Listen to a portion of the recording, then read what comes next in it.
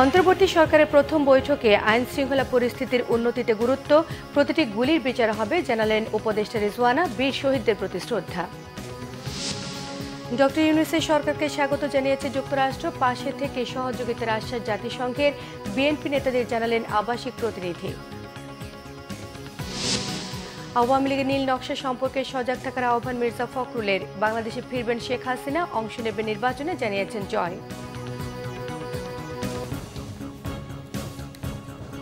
দেখছিলেন সংবাদ শিরোনাম, এবারে পুরো সংবাদ। অন্তর্বর্তীকালীন সরকারের মেয়াদ এখনই নির্দিষ্ট করে বলা সম্ভব নয় বলে জানিয়েছেন পরিবেশ, বন ও জলবায়ু পরিবর্তন বিষয়ক উপদেষ্টা সৈয়দা রিজওয়ানা হাসান। শুক্রবার নতুন উপদেষ্টাদের প্রথম বৈঠক শেষে তিনি এসব কথা জানান। বলেন, আইন শৃঙ্খলা নিয়ন্ত্রণে অগ্রাধিকার দেওয়া হবে, দ্রুতই চালু হবে শিক্ষা প্রতিষ্ঠান। অন্যদিকে ডাক, টেলিযোগাযোগ ও আইসিটি বিষয়ক উপদেষ্টা নাহিদ ইসলাম জানান, সহকারী উপদেষ্টা বা কোনোভাবে পদায়ন করে শিক্ষার্থীদের সরকার পরিচালনার সঙ্গে সম্পৃক্ত রাখা হবে। রিপোর্ট করছেন রিশান নাসরুল্লাহ। শপথ নেয়ার পর শুক্রবার রাষ্ট্রীয় অতিথি ভবন যমুনায় অনুষ্ঠিত হয় অন্তর্বর্তী সরকারের উপদেষ্টা পর্যায়ের প্রথম বৈঠক। প্রধান উপদেষ্টা ডক্টর মোহাম্মদ ইউনূসের সভাপতিত্বে বৈঠকে উপস্থিত ছিলেন শপথ নেওয়া উপদেষ্টারা। বৈঠক শেষে গণমাধ্যম কর্মীদের মুখোমুখি হন পরিবেশ, বন ও জলবায়ু পরিবর্তন বিষয়ক উপদেষ্টা সৈয়দা রিজওয়ানা হাসান। এ সময় বৈঠকের আলোচনার বিষয়ে জানানোর পাশাপাশি নবগঠিত অন্তর্বর্তী সরকারের মেয়াদ নিয়েও কথা বলেন তিনি। মেয়াদের বিষয়ে এখন আলোচনা করাটা বা সিদ্ধান্ত নেওয়াটা সম্ভব না, কারণ আপনি যদি কি রিফর্ম চান এটা না বুঝে তো আমি মেয়াদের কথা বলতে পারবো না। আর রিফর্ম যদি আপনারা না চান তাহলে আবার আরেক কথা। কাজে এখনই মেয়াদ করে অস্থির হওয়ার কিছু নাই। আমরা সকলেই গণতান্ত্রিক দেশে একটা যাতে যাত্রা শুরু করতে পারি সেটার প্রস্তুতির জন্যই তো এই অন্তর্বর্তীকালীন সরকার। সেই প্রস্তুতিটা নেওয়ার জন্য যেটুকুন সময় দরকার শুধুমাত্র সেটুকুন সময়ই আমরা নিব। শেষ পর্যন্ত গণতন্ত্রের দিকেই আমাদের যাত্রা করব। বৈঠকে আইন শৃঙ্খলা নিয়ন্ত্রণে ও হয়রানিমূলক মামলার বিষয়ে ব্যবস্থা গ্রহণের সিদ্ধান্ত নেওয়া হয়েছে বলেও জানান তিনি। আমরা আইন শৃঙ্খলা পরিস্থিতি নিয়ে বেশ সময় ধরে আলোচনা করেছি। আইন শৃঙ্খলা পরিস্থিতিটা যত দ্রুত সময়ের মধ্যে সম্ভব কিভাবে নিয়ন্ত্রণে আনা যায় সেটা নিয়ে আলাপ আলোচনা চলছে। আমরা ওইটা নিশ্চিত করব যে প্রত্যেকটা গুলির আমরা বিচার চাইব এবং এটা যেন আর না হয়। সেই রিফর্মের জন্য ওরকমই একটা স্বচ্ছ অন্তর্ভুক্তিমূলক বিচারের আমরা প্রত্যয় ব্যক্ত করেছি। অনেক হয়রানিমূলক মামলা হয়েছে যারা আন্দোলন করেছে তাদের বিরুদ্ধে, আর এর আগেও অনেক হয়রানিমূলক রাজনৈতিক মামলা হয়েছে। সেই হয়রানিমূলক মামলাগুলো কি করে বন্ধ করা যায় সেটার জন্য ব্যবস্থা গ্রহণ করার সিদ্ধান্ত হয়েছে। দায়িত্বপ্রাপ্ত উপদেষ্টাদের সঙ্গে শিক্ষার্থীরা কিভাবে কাজ করবে তার একটি কাঠামো তৈরির বিষয়ে বৈঠকে আলোচনা হয়েছে। আমাদের সকল মন্ত্রণালয় আমরা যারা দায়িত্বে থাকবো আমাদের সাথে কাজ পরিচালনার ক্ষেত্রে শিক্ষার্থীরা সম্পৃক্ত থাকবেন। কিভাবে তারা সম্পৃক্ত থাকবেন, এটার কাঠামো কি হবে, এটা আমরা পরবর্তীতে চিন্তা করব। এটার প্রক্রিয়া নিয়ে আমাদের মধ্যে আলোচনা হচ্ছে, কিন্তু আমাদের প্রাথমিকভাবে একটা সিদ্ধান্ত আগেও ছিল যে সহকারী উপদেষ্টা বা এইরকম ভাবে কোনো একটা পদায়ন করে যে ছাত্রদের ওই মন্ত্রণালয়ে একটা হচ্ছে তদারকির সুযোগ থাকা, বক্তব্যে রাখার সুযোগ থাকা, সেই ব্যবস্থাটি থাকবে আর কি। হয়রানিমূলক বিভিন্ন আইন বাতিল, আর্থিক খাত সংস্কার ও আন্দোলনে নিহত আহত শিক্ষার্থীদের বিভিন্ন বিষয় নিয়ে বৈঠকে আলোচনা হয়। রিশান নাসরুল্লাহ, বাংলাভিশন, ঢাকা। এর আগে শুক্রবার সকালে জাতীয় স্মৃতিসৌধ এবং কেন্দ্রীয় শহীদ মিনারে শ্রদ্ধা জানিয়েছেন অন্তর্বর্তীকালীন সরকারের প্রধান উপদেষ্টা নোবেলজয়ী ডক্টর মোহাম্মদ ইউনূস। পরে উপদেষ্টা মণ্ডলী নিয়ে আবারও শ্রদ্ধা জানান তিনি। এদিকে আন্দোলনে নিহত আবু সাইদের পরিবারের সঙ্গে দেখা করতে আজ রংপুরে যাচ্ছেন প্রধান উপদেষ্টা। রিপোর্ট করছেন রুকনুজ্জামান। শুক্রবার সকালে সাভারে জাতীয় স্মৃতিসৌধে শহীদ বেদিতে ফুল দিয়ে শ্রদ্ধা জানান অন্তর্বর্তীকালীন সরকারের প্রধান উপদেষ্টা ডক্টর মোহাম্মদ ইউনূস। পরে কিছুক্ষণ নীরবে দাঁড়িয়ে থাকেন তিনি। উপদেষ্টা মণ্ডলীদের নিয়ে প্রচণ্ড বৃষ্টির মধ্যে পরে আবারও শহীদ বেদিতে ফুল দিয়ে শ্রদ্ধা জানান প্রধান উপদেষ্টা। এরপর সকাল 11টার দিকে কেন্দ্রীয় শহীদ মিনারে পৌঁছান ডক্টর মোহাম্মদ ইউনূস। শহীদ বেদিতে ফুল দিয়ে ভাষা শহীদদের স্মৃতির প্রতি শ্রদ্ধা জানান তিনি। পরে উপদেষ্টা মণ্ডলীদের নিয়ে শহীদ বেদিতে আবারও শ্রদ্ধা জানান প্রধান উপদেষ্টা। শ্রদ্ধা জানানো শেষে দেশ গড়ার প্রত্যয়ের কথা জানান উপদেষ্টারা। সবাই দোয়া করবেন, এটা আমাদের একার কাজ না, সারা দেশবাসীর কাজ। এবং আমাদের তরুণ সমাজ আমাদের জন্য যে অপূর্ব সুযোগ এনে দিয়েছে দেশ গড়ার, এই সুযোগটা যেন আমরা কাজে লাগাতে পারি। এক নম্বর চ্যালেঞ্জ। এটা ঠিক হলে বাকি সব ঠিক হয়ে যাবে। সেপারেশন অফ পাওয়ার তৈরি করা, এই বিষয়গুলোকেই একটা চ্যালেঞ্জ তৈরি হবে। এবং তবে আমরা আশা করি যে যেহেতু এই সরকার একটা গণ অভ্যুত্থানের ভিতর দিয়ে তৈরি হয়েছে, মানুষের এই সরকারের প্রতি আস্থাটা রয়েছে, বাংলাদেশ পুনর্গঠনের যে স্বপ্ন আমরা দেখিয়েছি বা প্রতিশ্রুতি রেখেছি, সেটি দ্রুত সময়ের মধ্যে কার্যকরাই আমাদের লক্ষ্য এবং উদ্দেশ্য। দাবি নিয়ে এই আন্দোলন করেছিলাম, শিক্ষার্থীদের যে দাবি ছিল সেগুলো পূর্ণাঙ্গভাবে বাস্তবায়ন করতে সক্ষম হব। আপনারা জানেন এই সরকারে 25 থেকে 85 যে একটি তারুণ্য এবং অভিজ্ঞতার যে সংমিশ্রণ হয়েছে, এটি আসলে বাংলাদেশকে রিপ্রেজেন্ট করে এবং বাংলাদেশের প্রকৃত যে চাওয়া পাওয়া সেটি বাস্তবায়ন করতে পারবে বলে আমি মনে করি। রকুনুজ্জামান, বাংলা ভিশন, ঢাকা। এদিকে অন্তর্বর্তীকালীন সরকারের প্রধান উপদেষ্টা সহ অন্য উপদেষ্টাদের দপ্তর বণ্টন করা হয়েছে। শুক্রবার নতুন দপ্তর বণ্টন করে প্রজ্ঞাপন জারি করেছে মন্ত্রিপরিষদ বিভাগ। প্রজ্ঞাপন অনুযায়ী প্রধান উপদেষ্টা ডক্টর মোহাম্মদ ইউনূসের অধীনে প্রতিরক্ষা, শিক্ষা, তথ্য সম্প্রচার, বিদ্যুৎ, জ্বালানি সহ 27টি মন্ত্রণালয় রয়েছে।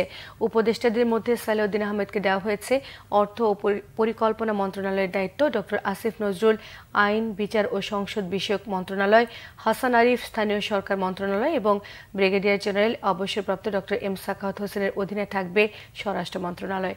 অন্যদিকে পররাষ্ট্র মন্ত্রণালয়ের দায়িত্ব পেয়েছেন মোহাম্মদ তৌহিদ হোসেন।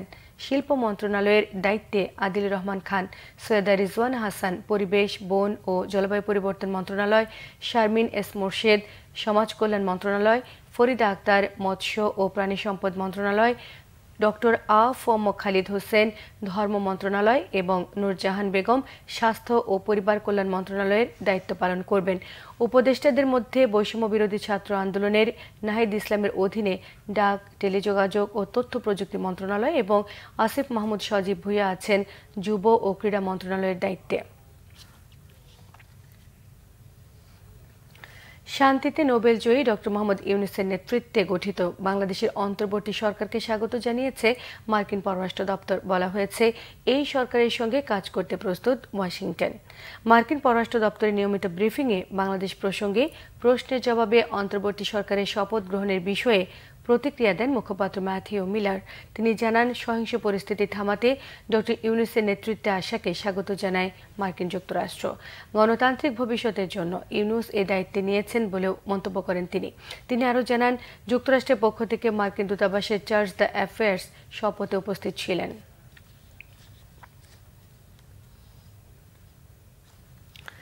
অন্তর্বর্তীকালীন সরকারকে সমর্থন দিয়েছে জাতিসংঘ। শুক্রবার ঢাকায় জাতিসংঘের আবাসিক সমন্বয়কারী গোয়েন লুইস বিএনপি নেতাদের সঙ্গে বৈঠক করে এসব কথা জানান। আমির খসরু মাহমুদ চৌধুরী বলেছেন, বাংলাদেশের মানবাধিকার ও গণতন্ত্র নিয়ে উন্নয়ন সহযোগীদের সংখ্যা কেটে গেছে, এখন সবাইকে নিয়ে নতুন বাংলাদেশ তৈরি করতে হবে। অন্যদিকে সাম্প্রতিক ছাত্র আন্দোলনে আহতদের চিকিৎসার খোঁজ নিতে হাসপাতালে গিয়েছিলেন বিএনপি এবং ছাত্র দলের প্রতিনিধি।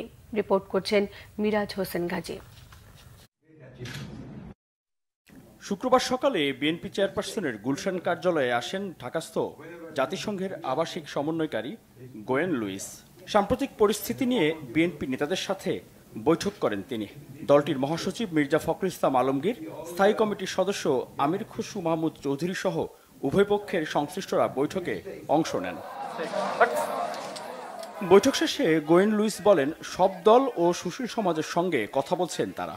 কি করে জাতিসংঘ বাংলাদেশকে সহযোগিতা করতে পারে এবং সহিংসতা বন্ধ করে অর্থনৈতিক অগ্রগতি হবে সে বিষয়ে আলোচনা করছে জাতিসংঘের প্রতিনিধিরা। We are meeting because, as you all know, last night a new transition government was announced under the leadership of Dr. Yunus, and the United Nations has a very important role in supporting this transition government. So we're meeting all of our stakeholders and all of the parties involved and all of the civil society organizations to begin conversations about how the UN can support Bangladesh along the path. আমির খসরু মাহমুদ চৌধুরী বলেন, বাংলাদেশ দ্বিতীয়বারের মতো স্বাধীনতা অর্জন করেছে। এখন সবাই মিলে আগামীর বাংলাদেশ গড়ার বিষয়ে উন্নয়ন অংশীদারদের সঙ্গে আলোচনা করছে বিএনপিও।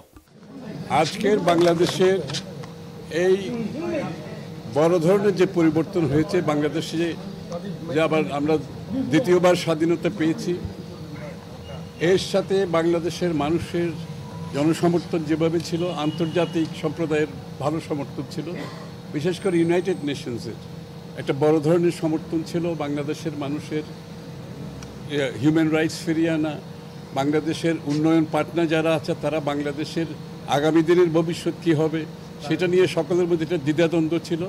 আজকে সকলের সেই সংখ্যা কেটে গেছে এবং সেই সংখ্যা কেটে আগামী দিনের বাংলাদেশ আমরা সকলে মিলে কীভাবে করব, আমরা সবাই মিলে আগামী দিনে বাংলাদেশ কীভাবে করব।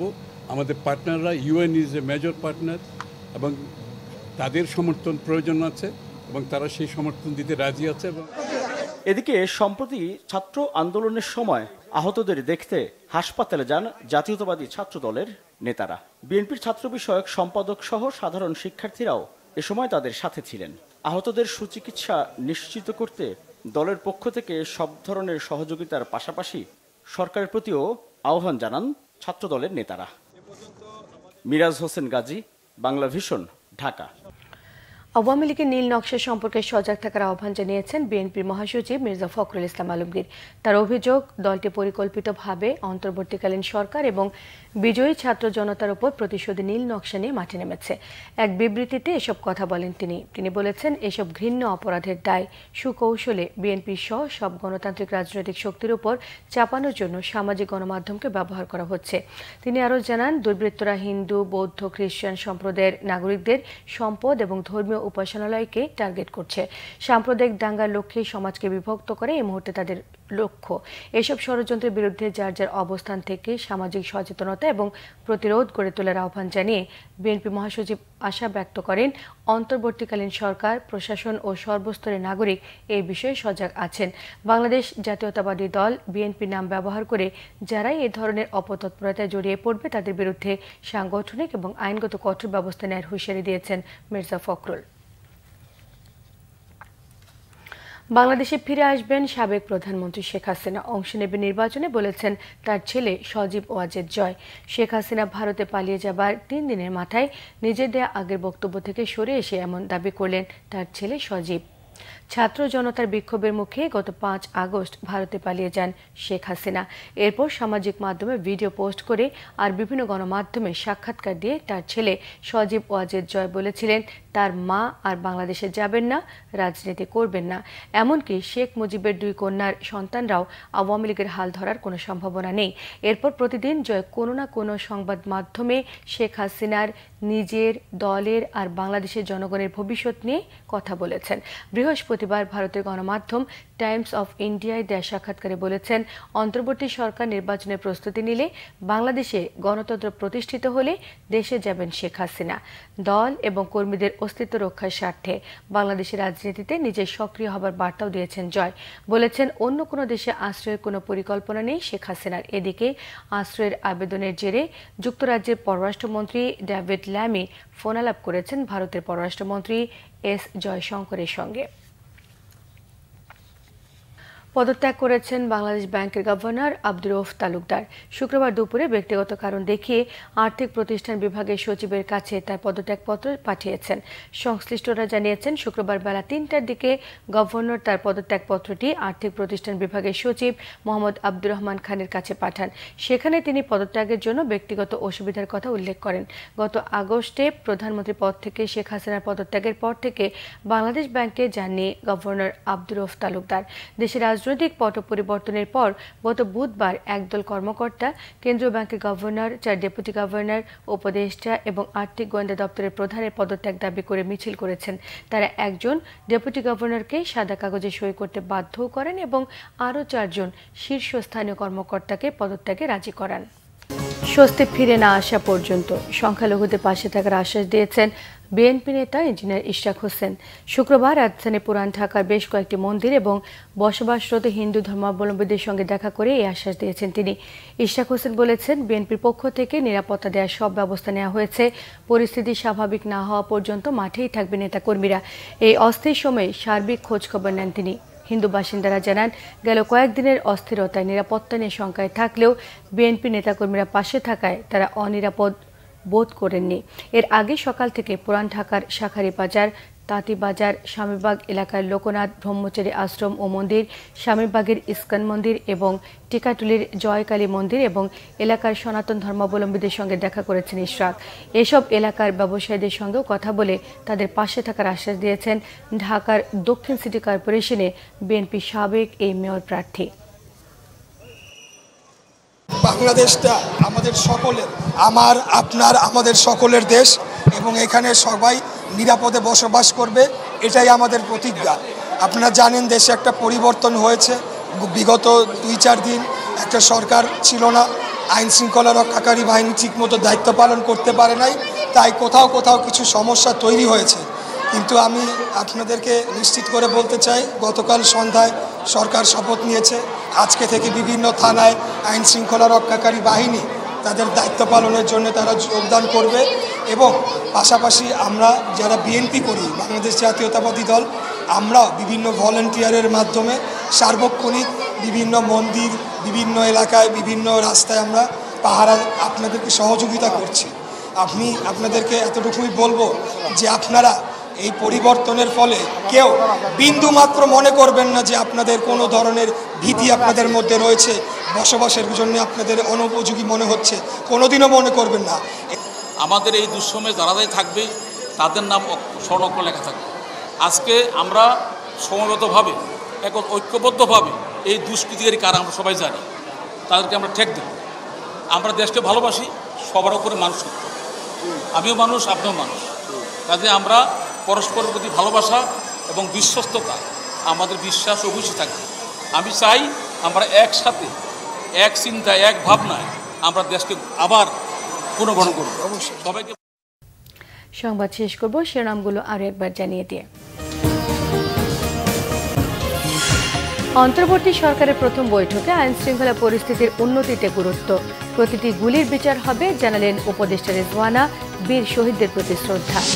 ডক্টর ইউনূসের সরকারকে স্বাগত জানিয়েছে যুক্তরাষ্ট্র, পাশের থেকে সহযোগিতার আশ্বাস জাতিসংঘের। বিএনপি নেতাদের জানিয়েছেন আবাসিক প্রতিনিধি।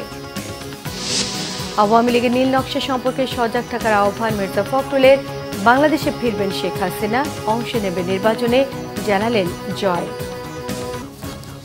এই ছিল এখনকার মতো। পরের সংবাদ সকাল 10টায়, 9টায় রয়েছে নিউজ টপ 10 দেখার আমন্ত্রণ রইল। এছাড়া বাংলাভিশন সংবাদ এবং সংবাদ সংশ্লিষ্ট অনুষ্ঠান দেখতে ভিজিট করুন www.bbnews24.com, facebook.com/banglavishnnews, সাবস্ক্রাইব করুন youtube.com/banglavishnnews। সঙ্গে থাকায় সবাইকে ধন্যবাদ।